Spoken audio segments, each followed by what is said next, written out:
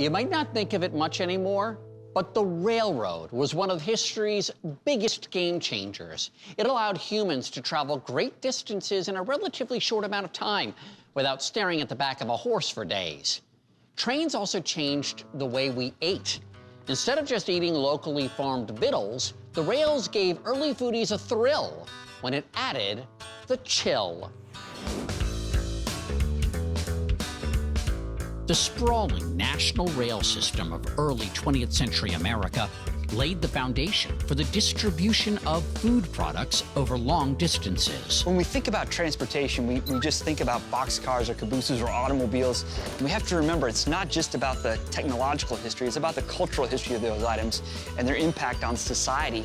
And a car like this didn't just move things from point A to point B, it changed the American diet. Matt Anderson is curator of transportation at the Henry Ford, and he and I peeled back the story of this transcontinental rail car. Alrighty. Since the boxcar stands about 13 feet high, we decided to get an elevated perspective. Wanted to show you our Fruit Growers Express boxcar from 1924. So that transported? This was made for transporting perishable items, so fruit, vegetables, meat, poultry, anything that might need to stay cool. It's a refrigerated boxcar. They would put 300-pound blocks of ice into a couple of hatches up on the top. They'd put ice in the bunkers on either end, and then that would keep the fruit or the produce cool as the boxcar traveled along. Well, right, because oranges.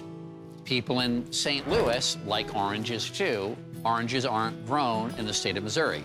That's right, they're grown in California or Florida, and you need some way to transport them from those locations to St. Louis, New York, Boston, wherever, without spoilage. So by refrigerating the boxcar, you solve that problem. Part of the innovation in this car is not just the design of the car itself, but the whole icing system that was built up around the railroad network. And these trains had to be very carefully scheduled, too. Not necessarily fast, but they had to be dependable, so you know you would arrive at an icing station in time to replenish the supply. In a sense, it was refueling. Exactly, refueling for the cooling of the car, absolutely.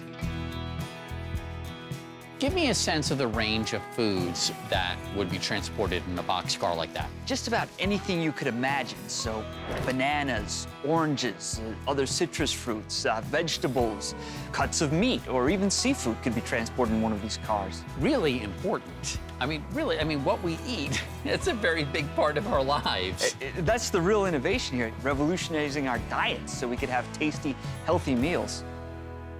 And a reminder that our modern-day appetite for freshness was delivered by our ancestors' appetite for innovation.